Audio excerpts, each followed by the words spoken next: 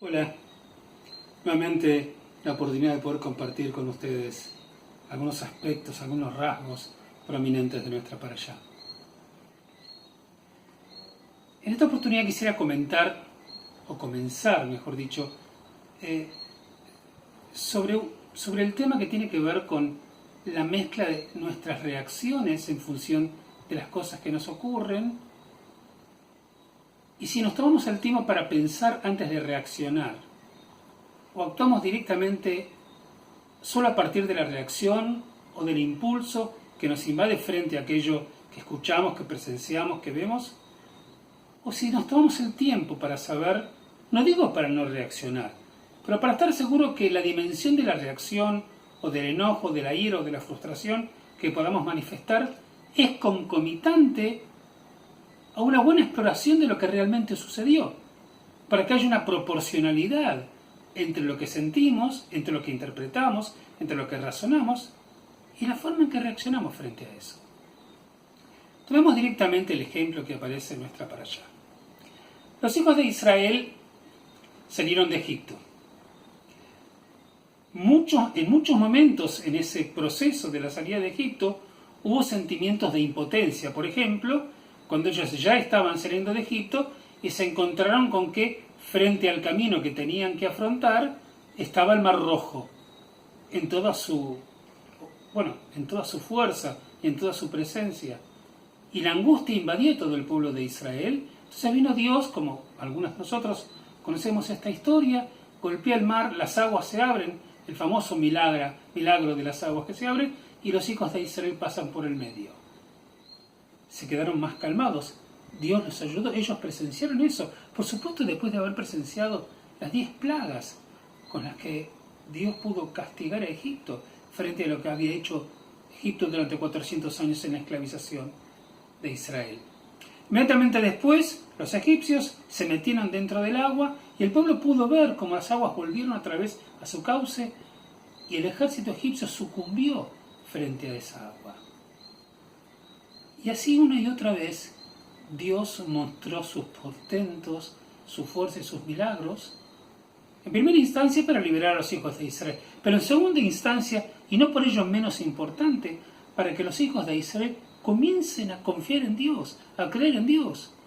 Que cuando los hijos de Israel protestaron y comenzaron a enojarse con la realidad, con lo que estaban viviendo, y le pidieron a Dios que los ayude y los saque de la esclavitud, Dios los escuchó, y desde entonces Dios se está ocupando de ellos. Inclusive en nuestra parashá sale que cuando los hijos de Israel finalmente salen de Egipto, Dios, como una cuestión casi didáctica, lleva a los hijos de Israel lejos de lo que sería hoy la franja de Gaza, paradójicamente donde Israel tiene muchos problemas también varios miles de años después.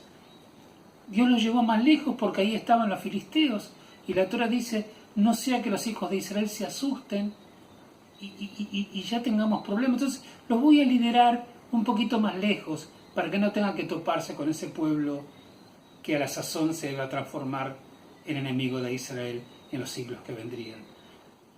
Dios cuidaba al pueblo de Israel todo el tiempo, y el pueblo de Israel veía, no se imaginaba, no tenía fe, veía los portentos de Dios. En un momento dado, ya por enésima oportunidad o enésima vez, los hijos de Israel comienzan a tener hambre, comienzan a querer comer y protestan a Moshe.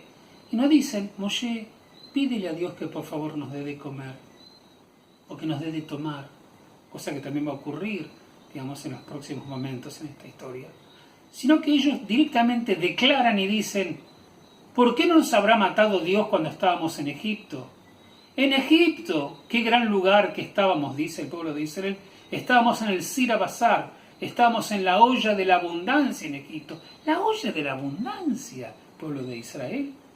Estaban esclavizados. Hacía 400 años que no veían la libertad. Y ustedes le pidieron a Dios que los ayude. ¿Cómo protestan contra Dios? ¿Por qué no le piden? ¿Por qué no hablan con Moshe y con Aarón sin protestar y sin sacar enojo, bronca, odio, rencor? Hace pocos momentos que pudieron ver la salida de Egipto, los portentos de Dios. Él cuidó de cómo los estaba llevando para que ustedes no se asusten. ¿Por qué protestar? ¿Por qué no razonar en qué mundo se vive como para darte cuenta que tu protesta está fuera de lugar? Sí, tenés hambre, pedí, pero no protestes. Entonces Dios le dice a Moshe, mira Moshe, dile al pueblo de Israel y yo en lo que ellos vayan a hacer, voy a ver si van a creer en mí finalmente o no, o si van a seguir con mi Torá, dice Dios. Durante la noche vendrán las codornices y ellos podrán comer carne, y a la mañana caerá el rocío del cielo y ellos recibirán el maná y podrán comer pan a la mañana. Había menú para la mañana, carne a la noche. Había que protestar, había que enojarse, había que decir, nos hubiera matado en Egipto, donde igual ahí ya estábamos viviendo en la olla de la abundancia. Yo sé que eran esclavos. Yo hoy, sabios infinitamente más conocedores que yo. Pero a mí me parece que hay un momento donde la evidencia de lo que sucede, tengas más cultura o menos cultura, te obliga a que utilices un poco el virtuosismo del pensar que todos los seres humanos tenemos para saber cuál es la dimensión o el derecho de tu protesta y de tu enojo. Porque igual Dios te quiere acompañar, te quiere cuidar, te quiere salvar, te quiere dar la tierra prometida, te quiere sacar a la libertad. Entonces, si tenés hambre, pedilo, no lo protestes, pedilo bien. Y saber reconocer quién te quiere, quién te cuida, quién te está dando seguridad y quién te está protegiendo. El pueblo de Israel tardó muchísimo tiempo en reconocer a su Dios. Es más, muchísimo tiempo en poder armar alguna actitud de fidelidad a su propia divinidad y al Dios creador. No es mi idea discutir sobre los conceptos de fe, si uno tiene que tener fe o no tiene que tener fe. Esta es la decisión de cada uno. Pero por cierto, la narrativa bíblica te habla de un pueblo que presenció literalmente los milagros divinos y que cada cosa que necesitaban Dios se las proveía. Yo creo que de esto aprendemos que a nosotros nos pueden pasar muchas cosas malas, encontrarnos con dificultades, encontrarnos con problemas, pero no siempre el hecho de que veamos algo que no nos gusta, encontremos un problema. El enojo fuerte, la actitud violenta, es la que corresponde en esa instancia. A veces tenemos que pensar, aunque no nos guste lo que veamos, y tomar proporción de ese disgusto. Tal vez simplemente con señalarlo sería suficiente. Tal vez con cambiar 2 palabras con quien no nos está haciendo bien, alcanzaría. Nuestra parashá nos enseña que tenemos que mirar lo que tenemos y lo que nos dan.